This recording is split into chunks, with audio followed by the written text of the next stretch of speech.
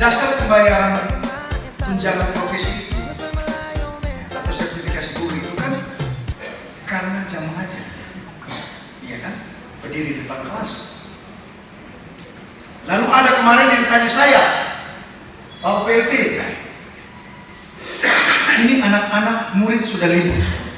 Kita guru-guru kan tidak pernah libur. Apakah kita libur? Tidak. Edaran saya sudah tidak ada libur Bapak Ibu. Karena Bapak Ibu ASN lah. Lalu Bapak Ibu juga tetap dapat sertifikasi kan. Lalu kalau libur, kira-kira itu sertifikasi harus isi pakai apa dia? Saya tanya kembali begitu di ini guru yang tanya saya. Lalu mama dapat sertifikasi dasarnya apa? Jadi Bapak Ibu, kita kan tidak ada libur. Dia balas lagi saya, kita kan jangan cuti. Saya bilang itu ibu salah. Ibu tidak mau cuti, nah ajukan cuti toh. Saya tidak pernah melarang orang cuti. Ya, itu haknya Anda, haknya Bapak Ibu. Untuk cuti, silakan saja. Tapi kan tetap ada aturannya. 1 tahun sekali cuti saja. Jangan sudah cuti karena alasan penting lagi, cuti tahunan lagi, cuti besar lagi. Nah sudah, tidak usah mengajar saja. Ibu cuti saja 1 tahun. Atau cuti di luar tanggungan negara bisa 2 tahun.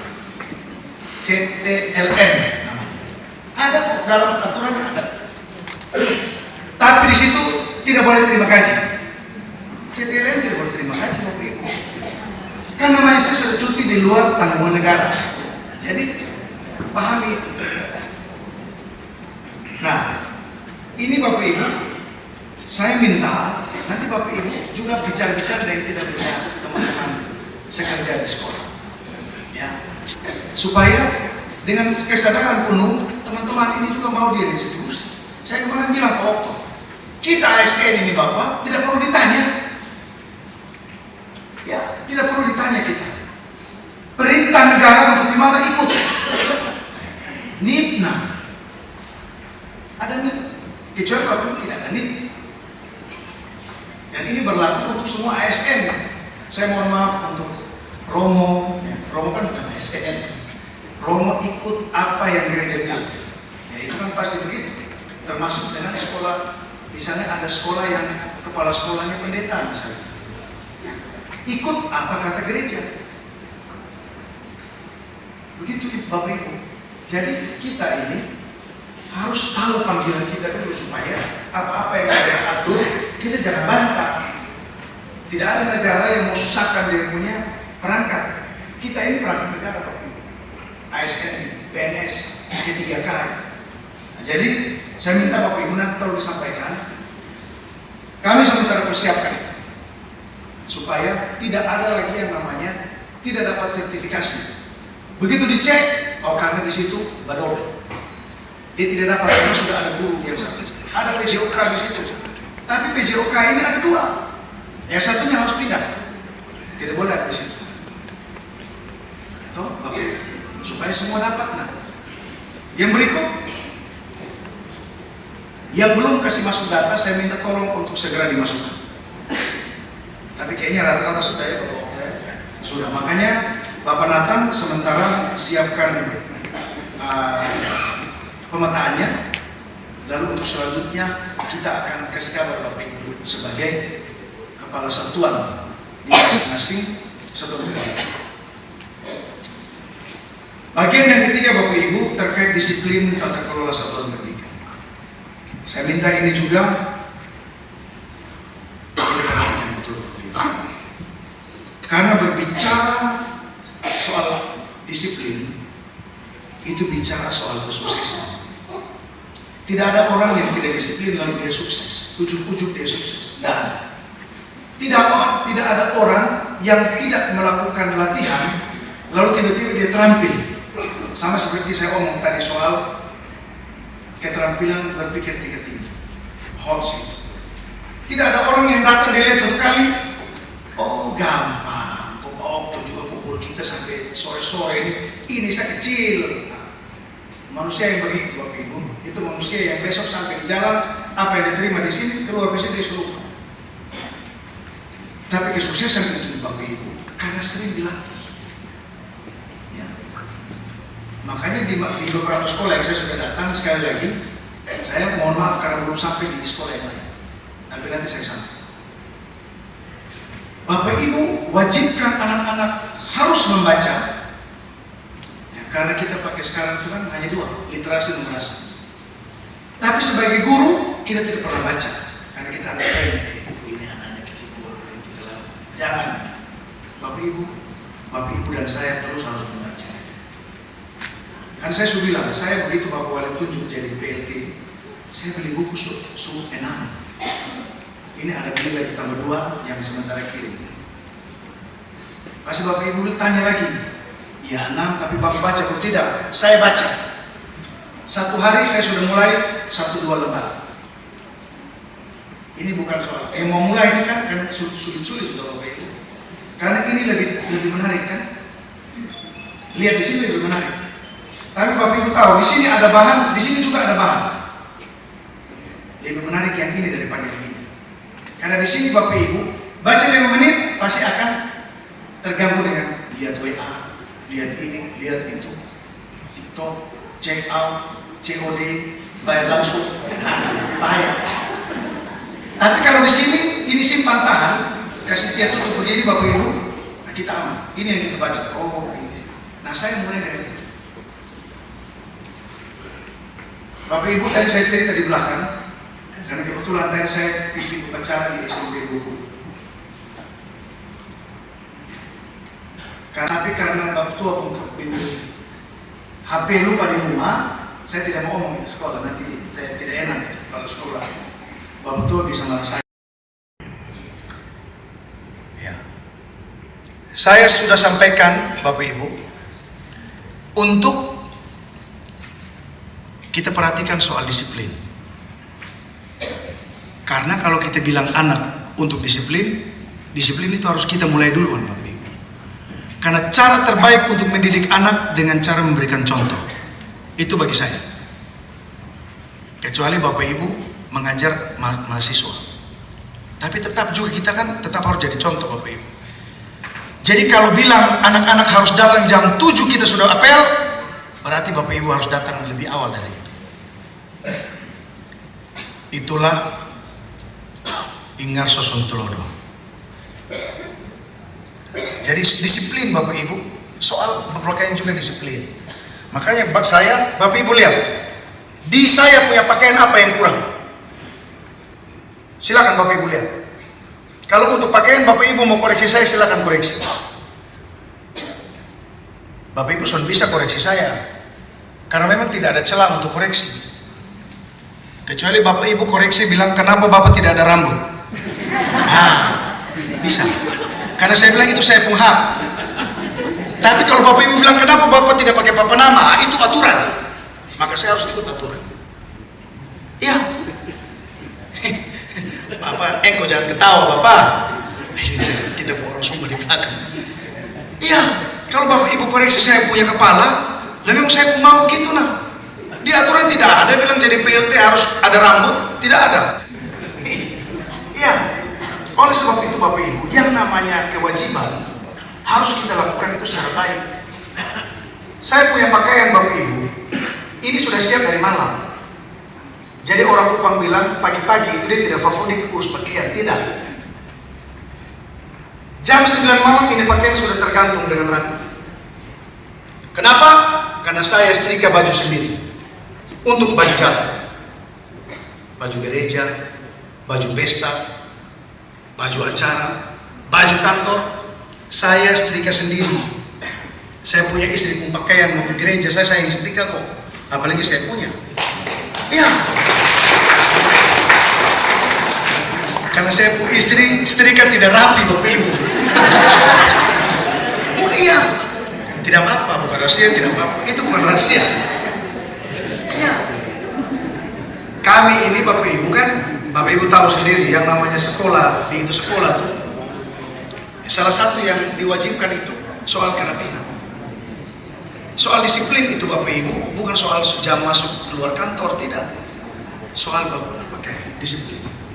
Makanya Bapak Ibu lihat apa yang kurang dari dari atribut yang saya pakai, tidak ada. Makanya saya omong, orang kupon bilang sudah ada yang pele, sudah ada yang tahan, karena saya suka kasih contoh soal itu. Nah, ini disiplin Bapak Ibu. Disiplin itu bisa kita terapkan, dan banyak hal kalau dilakukan secara disiplin, Bapak Ibu, anak-anak kita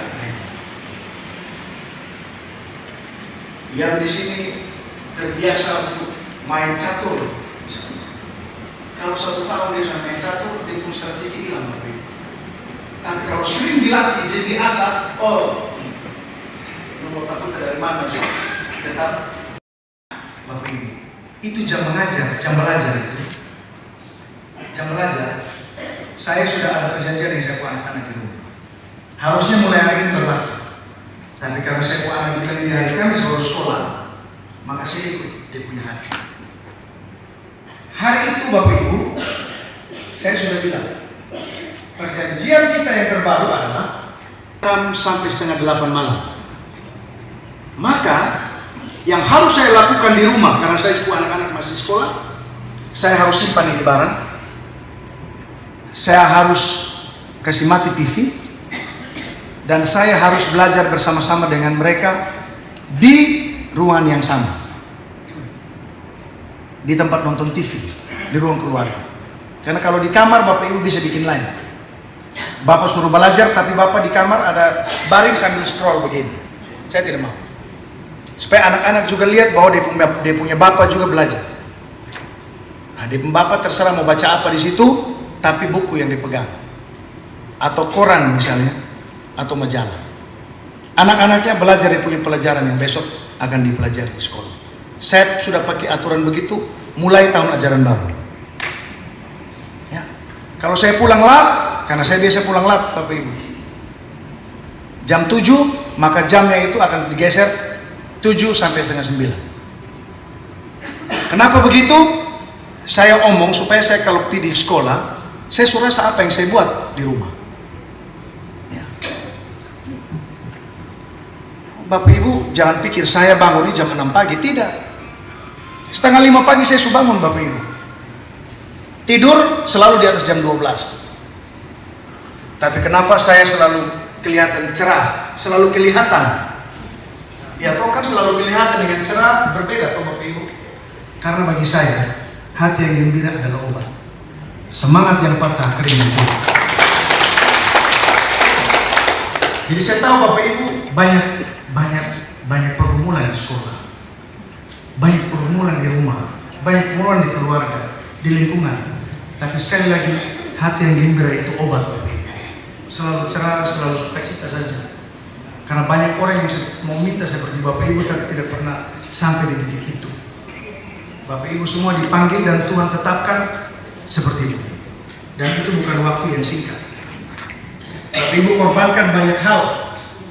Bapak Ibu lakukan itu dengan penuh disiplin. Makanya Tuhan kasih kepercayaan. Ya, oleh sebab itu Bapak Ibu, saya minta selaku pimpinan di satuan pendidikan, Bapak Ibu harus mulai dari kita. Bapak Ibu sampaikan itu di sekolah, mulai dari Bapak Ibu. Saya sampaikan ini di sini, mulai dari saya. Supaya kita sama-sama. Bagian yang ketiga Bapak Ibu, ini juga tidak kalah pentingnya. Nah ini yang mau kita capai nanti di tahun 2026-2027. Kebijakan strategis di tahun ajaran baru. Yang pertama, ini Bapak Ibu tadi sudah materai itu, bawa cat toh? Itu tujuannya.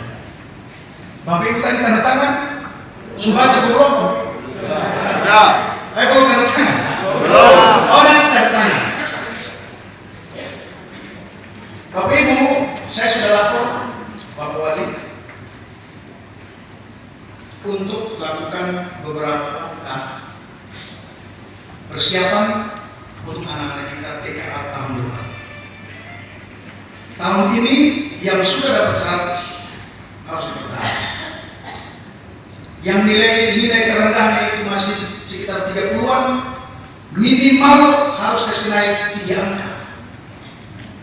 Kalau 36 harus 39.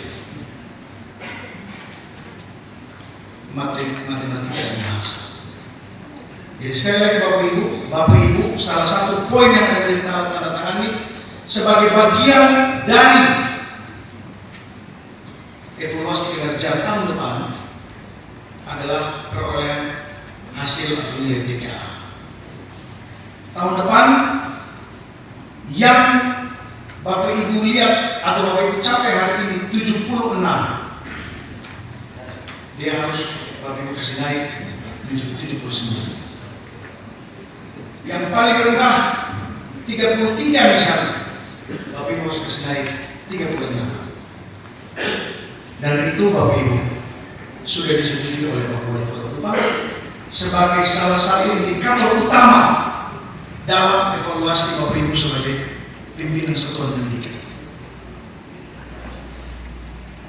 Yang kedua, pada tahun ajaran 2026-2027 ini Bapak Ibu, penilaian tengah semester dan akhir semester itu wajib menggunakan soal-soal berbasis hot study, keterampilan berpikir tingkat tinggi, yaitu mengukur soal, kan ada dia punya tingkatan atau Bapak Ibu C1 sampai C6, ini C4 sampai C6. Bagaimana caranya Bapak Ibu? Tadi dengan berlatih setiap hari. Maka di SD negeri TDM, di SMP 10, SMP 21 kemarin, di SMP 20, di SD Impres Koisapa, saya sudah bilang, nanti saya dengan Pak Oko akan minta jadwal jam atau komunitas belajar guru di tiap-tiap sekolah. Ya, kalau guru berhenti belajar Bapak Ibu, kita anak-anak jadi apa? Ini sejalan juga dengan perintah Bapak Menteri untuk guru pun harus ada hari belajar. Nah, maka kita mulai dengan kompel itu tadi. Bersyukur kalau Bapak Ibu sudah komunitas belajar di sekolah. Tapi saya minta jangan cuma bentuk Bapak Ibu, tapi harus aktif. Nah, Bapak Ibu nanti kita minta jadwalnya, semua sekolah harus kasih jadwal. Karena saya juga mau hadir di komunitas. Ya, saya juga mau hadir. Saya juga mau belajar Bapak Ibu. Bapak Ibu jangan pikir saya tidak belajar. Saya juga ada baca-baca. Supaya kalau saya ngomong di sini Bapak Ibu jangan protes. Itu satu itu. Dia ngomong, dia suruh apa yang dia ngomong. Nah, berbahaya. Ya. Jadi saya juga mau hadir di komunitas. Makanya saya minta jadwalnya. Supaya saya juga hadir tanpa diundang. Ya toh, kalau sudah jadwal kan saya datang. Saya bagi undangan Bapak Ibu. Nanti saya datang saja, nimbrung di situ. Saya mau dengar apa sih yang Bapak Ibu komunikasikan, diskusikan dalam komunitas belajar. Yang berikut, ini soal keberadaan perpustakaan Bapak Ibu. Saya tahu bahwa di antara kita ini ada buku-buku yang sudah tidak terpakai lagi, yang sudah tidak bisa dijadikan panduan karena kurikulum. Ya, kalau ada yang itu buku bahasa Indonesia yang warna coklat, jangan dulu. Ini Budi, ini Bapak Budi, ini Ibu Budi. Bapak pernah tanya Ibu Budi istri dalam siapa? Saudara pernah? Budi pun Bapak pun nama kan tidak ada juga di situ toh?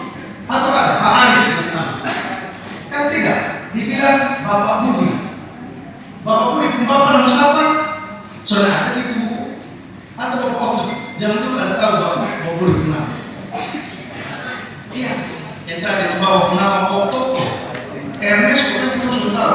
Tapi Bapak Budi, Ibu Budi. Budi pun ada nama Wati. Kakak, nah kakak. Dia punya nama Wati. Ada nama Ibu. Dia bukan ada nama Ibu. Nah, jadi Bapak Ibu ya, kalau itu buku masih ada, saya meminta satu Bapak Ibu. Supaya saya mau taruh di saya rumah juga. Ini buku ini memang buku terlalu hebat. Dari Budi dan Wati, kita bisa sampai di titik. Iya. Jadi Bapak Ibu nanti kita lihat di dalam di hari ini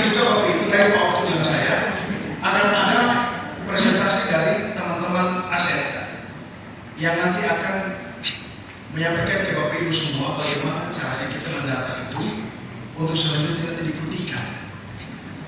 Ya, supaya jangan bikin basesa di ruang perpustakaan. Karena buku yang baru saya tidak usah baca, apalagi yang buku lama. Ya toh. Nah, jadi nanti bagaimana tata caranya nanti kita akan tahu bersama. Bapak Ibu sekalian, itu hal-hal yang berkaitan dengan apa yang akan kita lakukan hari ini. Yang berikut saya menyampaikan terima kasih untuk Bapak Ibu yang sudah menjalani atau menjalankan SPMB tahun ini dengan hebat. Bagi saya, bagi Pak Otto, kita tepuk tangan untuk kita semua. Keberadaan surat edaran KPK nomor 7 tahun 2006 itu luar biasa. Dampaknya itu luar biasa hebat. Saya mau seperti begitu Bapak Ibu.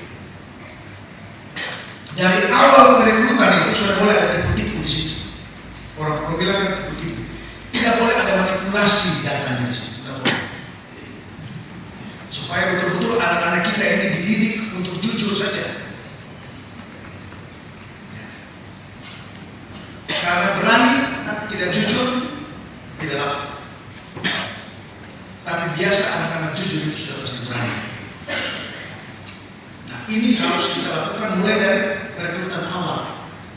Makanya kemarin saya bilang khusus untuk beberapa sekolah yang selama ini menjadi tujuan anak-anak yang datang. Orang tua titipkan anak di situ. Memangnya sekolah yang lain tidak favorit? Memangnya sekolah yang lain tidak unggul? Ya. Sehingga kok orang tuanya dari belahan kelurahan yang ada di ujung pun rela untuk kasih keluar dana besar transportasinya untuk anak-anak itu sekolah di sekolah-sekolah tertentu. Nah, saya bilang ini tidak boleh. SMP yang di Kolua ini Bapak Otto, SMP 7. 1 tahun ke depan. Oh ya, saksi. Tim dokumentasi dinas pendidikan.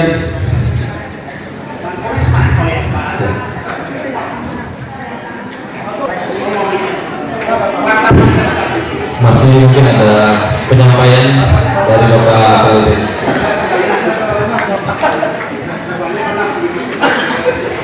Ini dan khusus untuk SD, SMP, Impres dan Negeri ini akan kami teruskan ke Bapak Wali Kota sebagai bahan evaluasi.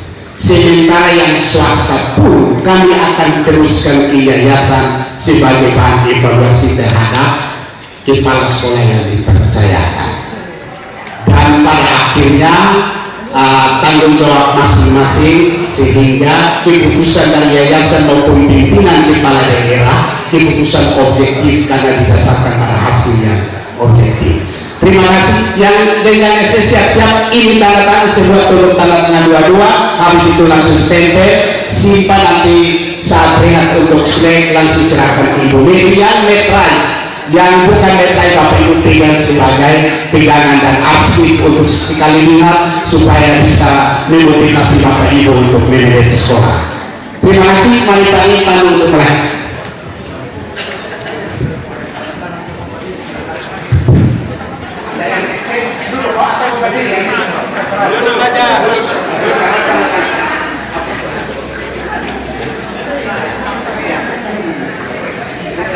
Oke, Bapak Ibu sekalian, nomor ujiannya kita akan mulai penandatanganan secara simbolis.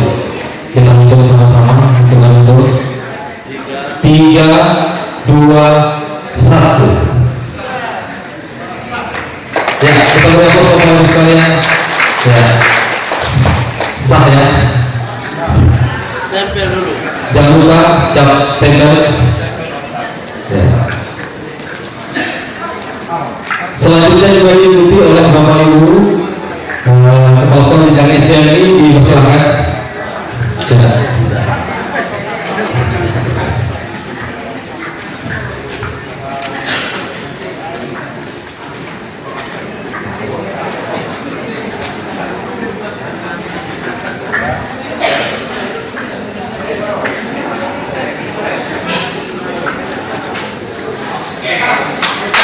Oke, sebelum kembali ke tempat, kami mengundang Bapak bisa berdiri sama-sama, kita foto bersama.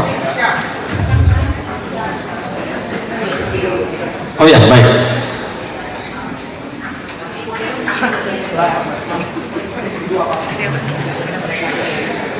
Oke, baik, terima kasih. Sekali lagi kita beri tepuk tangan dulu untuk perwakilan yang sudah mencoba. Ya, boleh dipersilakan duduk kembali Bapak Kepala Sekolah SMP MTS dari swasta maupun negeri, pembina dengan SMP MTS untuk mendampingi penandatangannya.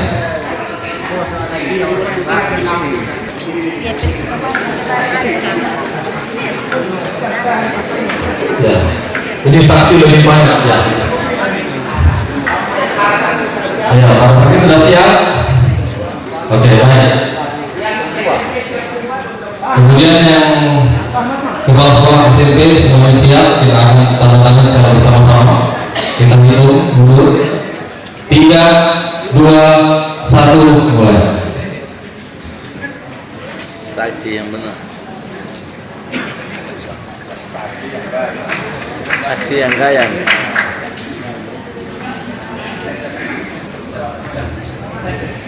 Charles Center.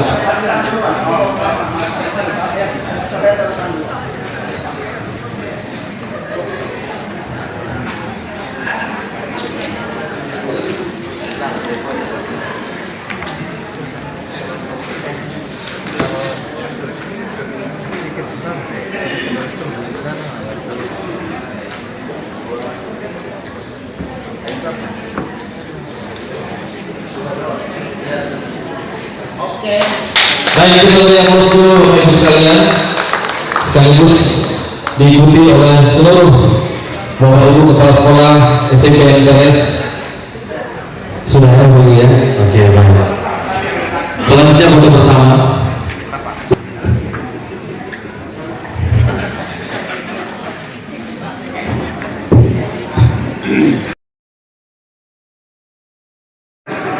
Yang lagi 1, 2. Ini buat kasih anaknya. Oke. Oke, terima kasih.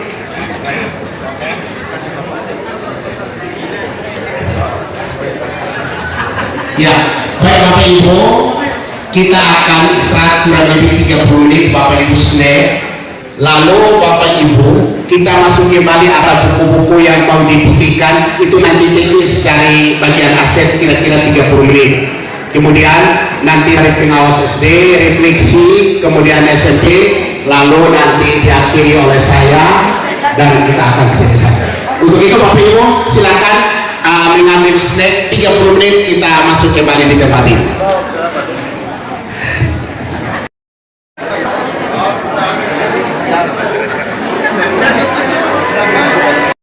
Pagi Pak, terkait rapat evaluasi tahun ajaran 2025-26 dan tahun persiapan untuk tahun ajaran baru, mungkin ada hal yang sangat prinsip terkait dengan meningkatkan kapasitas dan kualitas pendidikan di Dinas PDNK Kota Kupang. Baik, yang pertama kita lakukan evaluasi dari beberapa hal, yaitu yang pertama penggunaan dana BOS.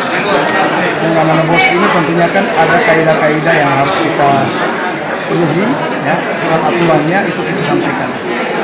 Soal pelaporan, soal penggunaannya, prosedurnya seperti apa itu harus kita ikuti karena itu adalah petunjuk yang sudah disampaikan oleh aturan perundang-undangan. Kemudian berkaitan dengan pelaksanaan atau hasil TKA tahun ajaran 2025-2026 yang bagi kami sangat menggembirakan, ya, di jenjang SDNI untuk matematika itu ada yang 100 dan untuk bahasa Indonesia pun ada yang 100.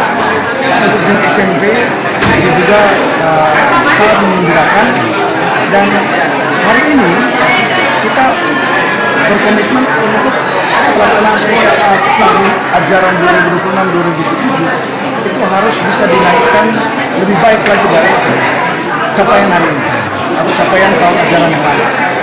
Kemudian saya menyampaikan juga terima kasih dan melakukan evaluasi berkaitan dengan pelaksanaan SPNB dan MPLS yang baru saja terjadi di sekolah-sekolah, yang tahun ini kami menyampaikan apresiasi yang tinggi untuk KPK, untuk kejaksaan, ya, untuk Polda dan Komisi Ombudsman yang mendampingi kami begitu hebat, begitu luar biasa, sehingga pelaksanaan SPMB itu bisa terlaksana dengan sangat baik tanpa ada protes dari pihak manapun. Ya, ada persoalan teknis yang terjadi itu biasa.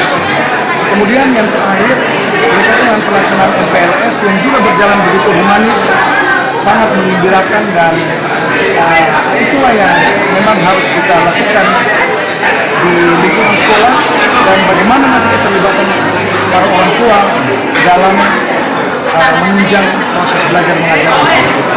Hari ini juga ada penandatanganan semacam fakta integritas. Penandatanganan perjanjian kinerja ini kami lakukan sebagai wujud dari ukuran-ukuran yang kita pakai pada saat evaluasi tahun depan nanti. Jadi hari ini semua sekolah wajib menandatangani yang namanya perjanjian kinerja untuk meningkatkan nilai atau capaian TKA minimal 3 angka untuk tahun 2027 nanti. Jadi kalau tahun ini nilai terendahnya itu ada di 40 misalnya, dia harus bisa menaikkan 3 angka menjadi 30 atau 43. Ya, kalau sudah 78 harus kasih naik 3 angka menjadi 81. Jadi itu penandatanganan perjanjian kinerja yang sudah kami lakukan. Harapan terakhir untuk peserta 2 hari kegiatan hari ini. Tetap kompak, tetap sehat, tetap bergembira dalam panggilan kita semua sebagai orang-orang yang sudah Tuhan tunjuk lewat Bapak Wali Kota, Ibu Wakil Wali Kota, ditunjuk negara ini untuk mengelola pendidikan dalam mencerdaskan anak-anak bangsa. Terima kasih untuk komentar Pak Kadis P dan Kak Kota Goma, Bapak Ernest Luji. Selamat dan sukses untuk Bapak. Sukses. Terima kasih. Dari sekolah mana, Suster? Saya dari SDK Santa Familia Sekolah. SD Santa Fe Sikumana. Suster, hari ini Dinas P dan Kak Kota Kupang menyelenggarakan evaluasi tahun ajaran 2025-2026 sekaligus persiapan untuk masuk ke tahun ajaran 2026-2027 nih. Mungkin sedikit gambarkan terkait dengan 1 tahun kerja kita, capaian hasil kemarin TKA kita seperti apa di sekolah, Suster, tetapi juga apakah ada kemajuan tidak dengan perubahan-perubahan peningkatan kualitas dan kapasitas di dinas juga di sekolah sehingga kita mendapatkan hasil baik begitu. Tetapi juga harapan Suster untuk tahun yang baru. Untuk 1 tahun pelajaran berjalan dan ajaran 2025-2026 untuk pencapaian di sekolah kami, puji Tuhan, mencapai standar. Dan itu karena adanya kerja keras dari dinas dan kegiatan-kegiatan dan program-program dari dinas, pembaharuan dari dinas yang diturun ke sekolah-sekolah, dan kami dari sekolah-sekolah dengan semangat juga menanggapi sehingga pencapaian anak-anak kami untuk pelajaran dari ujian PKA yang ada mencapai standar. Dan harapan kami ke depan supaya tetap ada semangat kerja dari dinas kerjasama dengan sekolah-sekolah terkait sehingga mutu pendidikan tetap berjalan dan anak-anak bisa mencapai target yang diinginkan oleh sekolah dan juga oleh dinas. Untuk SPMB dan juga masa sekarang anak-anak, mungkin kita punya animo masyarakat untuk memberikan anak-anak ke sekolah ini, bagaimana? Puji Tuhan tahun ini semakin banyak. Kami dari kemarin dari jumlah anak 491 anak, tahun ini menjadi 509. Itu karena adanya kepercayaan dari masyarakat sekitar dan juga sekitarnya yang memberikan kepercayaan untuk sekolah kami, memberikan anak-anak untuk kami di sekolah. Dan tahun ajaran baru nih, tentu evaluasi akan tahun mendatang akan terjadi lagi. Harapan Ibu dengan penandatanganan faktas perjanjian kinerja ini ke depan, harapannya yang hendak diraih nanti seperti apa? Harapannya semoga guru-guru tetap dan semakin profesional dalam menjalankan tugas sebagai seorang pengajar sehingga anak-anak tetap mencapai target yang diinginkan. Terima kasih untuk komentar sukses buat Suster di sekolahnya, tetapi juga untuk tahun ajaran yang baru ini. Salam salve, salam literasi Bunda. Ya, selamat Kabit Bapak Okto Naidboh terkait evaluasi di tahun ajaran 2025-2026 dan kemudian menuju tahun ini, tahun ajaran baru 2026-2027, Dinas PDNK Kota Kupang mulai dalam kapasitas dinas untuk merangkul kembali para kepala sekolah untuk menekankan beberapa poin penting dalam arahan Pak Kadis tadi untuk pelaksanaan tahun ajaran baru ini. Mungkin hal-hal penting yang mau disampaikan Bapak, silakan.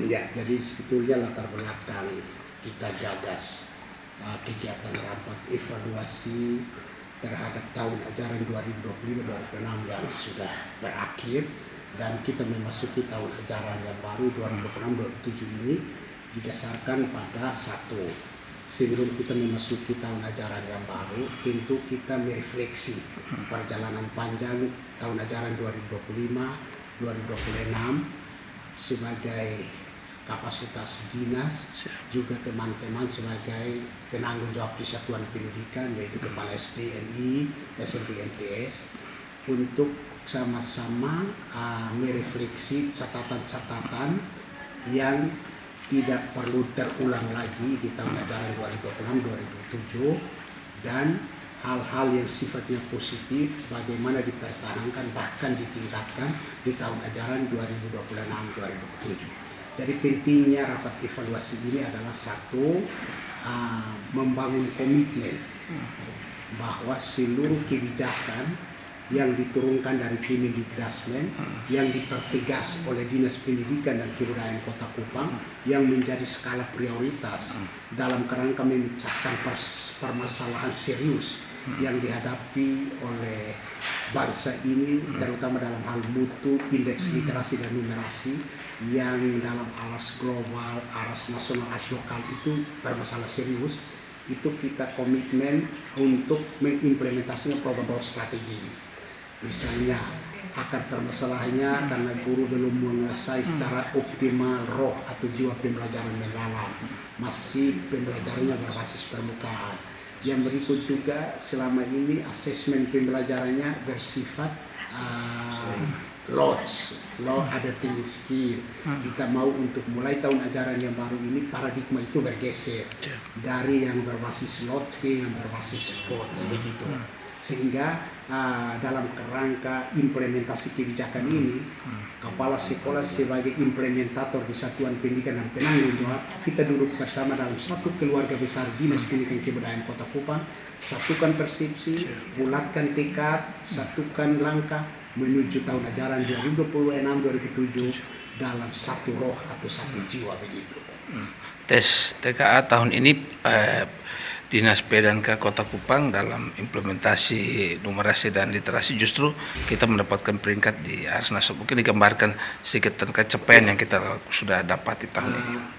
Hasil TKA tahun 2026 yang mengalami perubahan signifikan dalam hal rata-rata matematika bahasa Inggris sebagai cerminan dari numerasi dan literasi itu mengindikasikan bahwa intervensi kegiatan yang dilakukan oleh dinas dalam bentuk penguatan kapasitas guru, dalam bentuk penguatan kapasitas kepala sekolah, dalam bentuk penguatan kombel, dalam bentuk kompetisi-kompetisi yang berbasis literasi numerasi seperti lomba karya tulis ilmiah, debat bahasa Inggris, cermat MIPA, kompetisi literasi dulu, itu ternyata mampu mendongkrak ya kemampuan anak dalam konteks berpikir tingkat tinggi atau high adapting skill. Juga intervensi berupa wajib bimbel yang kemudian kami lakukan untuk menguji bimbel itu sejauh mana dampaknya. Kita lakukan tryout pertama, tryout kedua. Artinya bahwa aneka kegiatan yang kami lakukan selama ini berkontribusi secara positif dan signifikan dalam memacu tingkat indeks literasi dan numerasi atau kemampuan matematika dan bahasa Indonesia bagi siswa SD dan SMP di Kota Kupang. Nah, atas dasar itu kami kembali untuk mempertahankan bahkan meningkatkan di tahun ajaran 2026-2027 yaitu satu, wajib bimbel sejak awal, yaitu semester ganjil tahun ajaran 2026-2027. Yang kedua, sumatif tengah semester akhir semester wajib di atas 70% soal-soal berbasis hot. Yang ketiga, kita sudah ikat semua kepala sekolah dalam satu perjanjian kinerja bahwa semua sepakat dan bertekad untuk menaikkan minimal 3 digit nilai TKA untuk matematika bahasa Inggris di tahun 2027 dibanding dengan tahun 2026. Mereka sudah tanda tangan di atas metrai dan itu menjadi alat evaluasi kinerja kepala sekolah di akhir pelaksanaan TKA tahun 2027. Dalam rangka peningkatan kualitas dan kapasitas guru, perlu juga semacam pemerataan di antara sekolah baik swasta dan negeri. Oh ya, salah satu masalah dari sisi distribusi tenaga pendidik, Kota Bukan sebetulnya tidak kekurangan guru. Ya, permasalahannya adalah distribusi yang tidak merata. Pada sekolah tertentu kelebihan, pada sekolah tertentu kekurangan. Maka dengan berlandaskan pada Permendiknas nomor 1 2025 tentang redistribusi guru, kami sudah membentuk tim redistribusi tingkat dinas dalam bentuk surat keputusan dari Wali Kota Kupang, dan sekarang dalam minggu ini tim akan bekerja berdasarkan data kelebihan kekurangan guru di masing-masing satuan pendidikan baik jenjang SD maupun SMP, negeri maupun swasta. Kami akan lakukan pemerataan melalui redistribusi kembali berdasarkan data kelebihan dan kekurangan guru menurut jenisnya, apakah guru mata pelajaran, apakah guru kelas. Dan hal ini kami akan segera lakukan untuk menyelamatkan guru dari kekurangan jumlah jam sebagai penerima tunjangan profesi. Jadi itu yang kami akan lakukan sebagai kebijakan strategis di tahun ajaran 2026-2027. Nah, terkait dengan kegiatan ini diharapkan selanjutnya juga tadi disampaikan soal bagaimana buku nih. Buku-buku yang ada di dinas itu akan digunakan dan dimaksimalkan, mungkin juga berguna buat sekolah-sekolah di desa-desa. Satu permasalahan serius juga di tingkat satuan pendidikan adalah pengelolaan perpustakaan yang belum memadai, ya toh. Hampir tiap tahun melalui dana BOS, karena wajib minimal membeli buku minimal 10%, semua sekolah mengadakan. Lalu perpustakaan penuh dengan buku, baik buku-buku yang relevan dengan kurikulum maupun buku-buku yang sudah ketertinggalan atau produk kurikulum yang lama.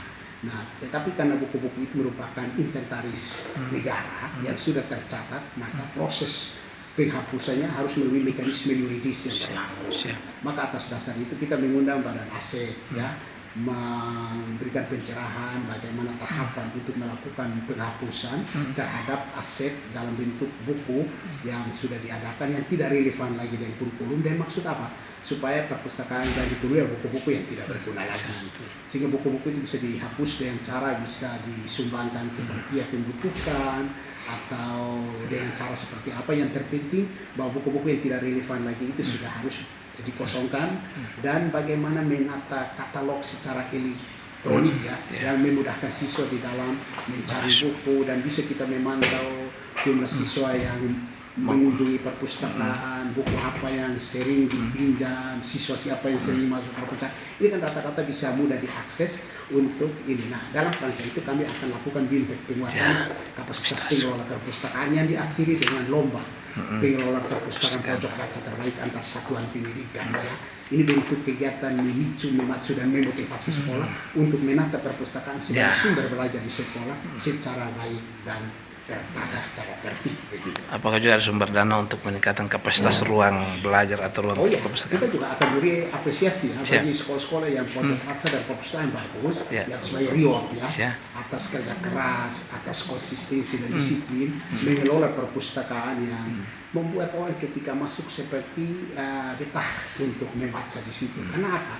Negara-negara yang maju sekarang ini sudah meninggalkan buku-buku digital, buku-buku elektronik, karena itu dampaknya terhadap kesehatan sangat besar. Dan sangat mengganggu sekali. Sehingga mereka kembali ke buku-buku ini. Nah, kita ingin supaya buku-buku ini yang dibeli itu asas manfaat arah, yaitu digunakan oleh siswa baik di sekolah maupun di rumah. Makanya ada kebijakan kalau bisa buku-buku ini dibagi ke siswa, orang tua menandatangani pernyataan jika buku hilang maka dia menggantikan. Ini inventaris negara, inventaris sekolah membeli seharga buku-buku ini, buku-buku pemerintah itu harganya sudah ada 30, murah juga, murah juga. Jadi ini yang namanya dana BOS, meringankan beban orang tua dengan cara buku dipinjamkan, orang tua tidak beli tetapi siswa membaca. Prinsip saya adalah lebih baik buku rusak di tangan siswa karena dibaca daripada dimakan rayap di perpustakaan sebagai hiasan saya. Baik, terima kasih untuk komentarnya Pak Kabid, Pak Oktonat Boho, sukses untuk tugas.